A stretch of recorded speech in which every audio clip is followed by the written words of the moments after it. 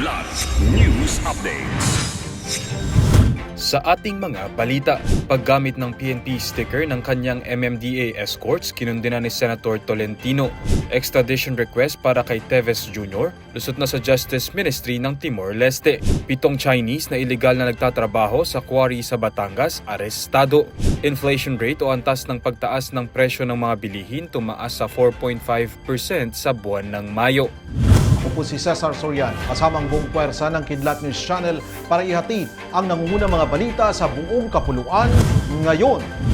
Mismong si Senator Francis Tolentino ang kumundina sa kanyang dalawang escort na tauhan ng Metropolitan Manila Development Authority o MMDA na nahuling may PNP sticker sa kanilang mga motor kahit hindi naman sila pulis. Ayon sa Senate Majority Leader, wala umano itong kontrol sa kung anong mga marka o sticker na ikinakabit ng kanyang mga security escort. Samantala sa statement na inilabas ni MMDA Acting Chief Don Artes, kanila na lamang inihintay ang formal na report mula sa pulisya bago sila umaksyon. Gayunpaman, binanggit din ni Artes na base sa inisyal na investigasyon na lamang luma na ang mga motorsiklong ginamit ng kanilang personnel. Ibig sabihin na gamit na ito ng iba't ibang MMDA officials kaya't maaaring ibang tao ang naglagay ng insignia sa mga motor.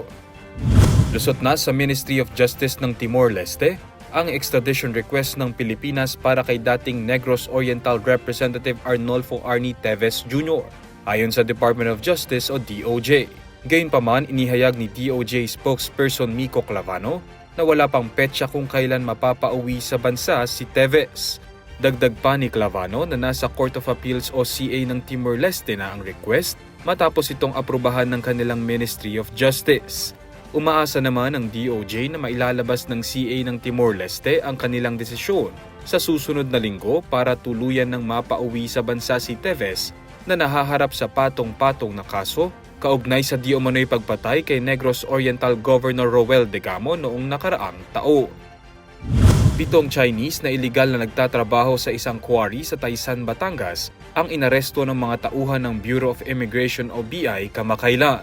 Sa statement ng kawanihan, inaresto ang mga ito matapos ang operasyon ng Regional Intelligence Operations Unit o RIOU-4A, katuwang ang Government Intelligence Forces at Taysan Municipal Police Station. Una nilang target ay isang nagngangalang Wang Zhenglai, 34 anyos na may hawak umanong working visa, ngunit napag-alaman na pinitisyon ito ng isang pekeng kumpanya sa Quezon City. Sa nasabing operasyon, tumambad din ng 6 pang Chinese na illegal ding nagtatrabaho sa parehong lugar na napag-alamang illegal ding nag-ooperate at pagmamayari rin ng isang Chinese. Mahaharap sa deportation ng mga nahuling Chinese. Patuloy ang pagtaas ng mga bilihin sa buwan ng Mayo sa ika-4 na acceleration streak ngayong taon. Sa huling inflation forecast ng Bangko Sentral ng Pilipinas o BSP, nakikita na papalo sa 3.7% hanggang 4.5% ang inflation nitong Mayo. Mas mataas sa target range ng gobyerno na 2 hanggang 4%. Mas mataas din ito kung ikukumpara sa 3.8% inflation rate nitong Abril. Ang pagtaas ng singil sa kuryente at presyo ng mga gulay kasama ang pagbagsak ng piso ang ilan sa pangunahing dahilan na binanggit ng Central Bank kung bakit mabilis ang pag-akyat ng inflation. Samantala, ang pagbaba ng presyo ng bigas, isda, mga prutas at produktong petrolyo naman ang nakikitang pwedeng makabalanse sa upside price pressures ayon sa BSP. Para sa Kidlat News Update, Renzel Lenon, nag-uula. Atin niyo pong natungayan ang mga headlines sa nakalipas na oras.